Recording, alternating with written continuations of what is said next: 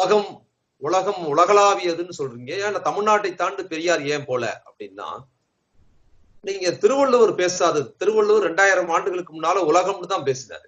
எங்கேயும் அவர் தமிழ் தமிழன்னே பேசவே இல்லை. ஐயாவாவது நிறைய தமிழ் தமிழன் தமிழ்நாடுன்னே நிறைய பேசினாரு.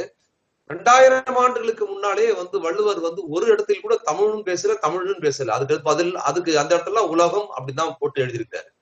ஆனா வள்ளுவருக்கு என்ன நேர்ந்தது? தமிழ் எழுதியனால் தமிழ்நாட்டுக்குள்ள இயங்குற ஒரு சூழல் இருந்தது, ஒரு முக்கியமானது.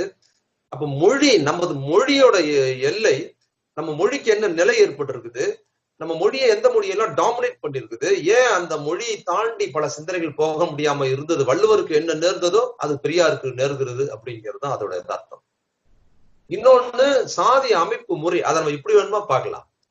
வள்ளுவர் உலகம் முழுக்க இல்ல, இந்தியா முழுக்கவே வள்ளுவரும் போல. அப்ப வள்ளுவர் இங்கிருந்து பக்கத்து மாநிலத்துக்கு கூட வள்ளுவர் போல. ஏன்